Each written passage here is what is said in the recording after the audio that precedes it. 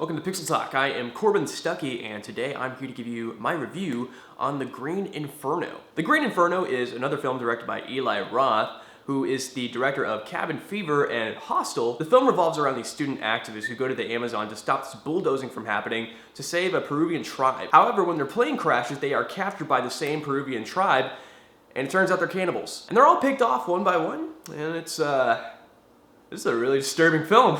Alright guys, so this film was supposed to come out 2 years ago, but there has been so many production problems on the set, and you could tell that this was actually like a really hard film to make. What Eli Roth did was that he actually met up with this Peruvian tribe, and he showed them the movie Cannibal Holocaust, and they thought it was hilarious, and they wanted to be a part of this movie. But being that they're a Peruvian tribe, they're hard to understand, they don't speak English. And there was just a lot of weather problems in this movie, and it just took 2 years to make, and it's finally here, and I saw it. And what did I think of The Green Inferno? It's pretty good.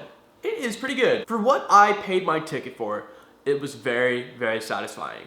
I paid for a cannibal movie, and I got a cannibal movie. The movie is a little slow because it's introducing these students to us and why they're going to the Amazon, what they're doing, and how they're going to achieve their goal on saving this tribe. And then finally, in the middle of the movie, the plane crashes, they meet up with this Peruvian tribe, they capture them, and they start eating them. So yeah, a little slow at first, but once they're captured, the movie picks up. And dude, it picks up. It really does pick up. It's Eli Roth, so it's very, very graphic imagery. People are being eaten alive. It's very gory. I gagged many times in the film. I actually saw a guy leave the movie theater because of what was happening on the screen. And I think he was like, you know what, I can take it. I'm gonna walk back in. And he walked back in, he saw another scene, and he ended up leaving again. Like, I've seen a lot of gory films, and sometimes I view gore as like a comedic factor, but I was gagging in this film. Like, some of the stuff that you see is very disgusting, very disturbing, and I would be very weary of seeing this film if you decide to go and see it or not. Character-wise in the film, there were a lot of characters that I liked, and there were a lot of characters that I disliked. And you'll probably know who specifically I'm talking about once you go see the film. And I don't know, I think you were supposed to dislike that person. So I think they did a good job with that, but at the same time, you're like, why is he in this film? But overall, a lot of the characters are actually pretty likable, especially this kid right here. Don't recognize him? He was in Spy Kids. One of the funniest characters in this film, brought a lot of comedic value to the film. I will say also, there was a lot of dark humor in this film. I was surprised to be laughing in the film, especially when we're watching a film about people being like eaten, their limbs being cut off. And it was just so weird laughing at it. There's a lot of humor from the kids, and there's a lot of dark humor because, you know, we're dealing with cannibals.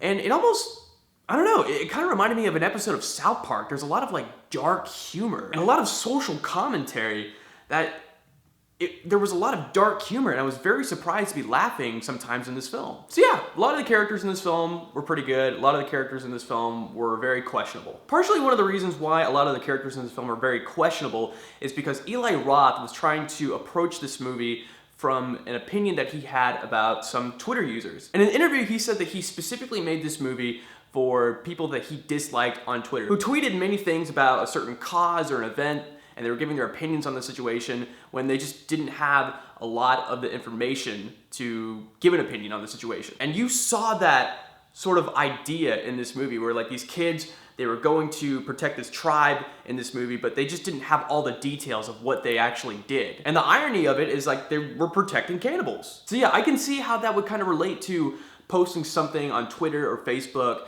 about like, you know, saying something and just not having a lot of like all the details, like a very biased opinion sort of. Now, I'm not gonna go into spoilers, don't worry, but I will say that the ending of the movie is very questionable. You could tell that they were trying to prove a point at the end of the movie, especially, you know, considering we're talking about people who post things on the internet that are very biased opinions. But the decision made by one of the characters is very questionable, and let's just say that a lot of details were left out. The ending is kind of the most questionable part of the film, the most mixed reaction I had from it.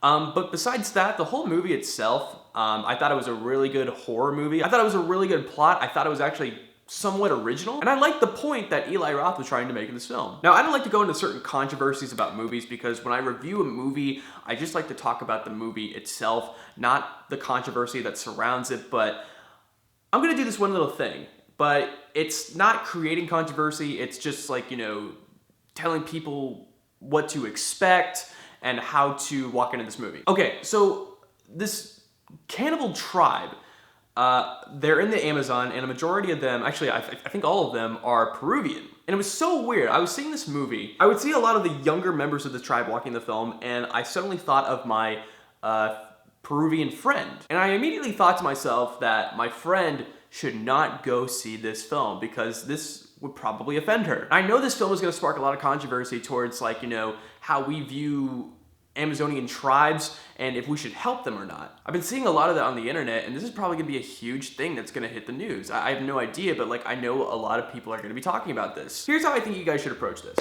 Okay, so Eli Roth approached this tribe to make a movie, and they're just acting in it.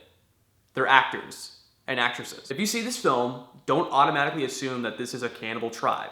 Just assume that these are actors and actresses, you know, portraying a role, and, you know, just don't think this is offensive. I know a lot of people are going to think that this is offensive, but this honestly is just, you know, a tribe portraying as cannibals. They're just helping out with the film. So yeah, as long as you kind of go into this movie with that sense, you're not gonna have like a problem. You're not gonna think like, oh, this is like, you know, a terrible thing. Like, you know, why are they portraying them like this? You will have a good time. So yeah, guys, thank you so much for checking out my review of the Green Inferno. Comment down below what you thought of this film. Like the video, share it, and please subscribe to Pixel Talk for more movie reviews, trailer reactions, and gaming content. Thank you guys so much. I am Corbin Stuckey, and this is Pixel Talk.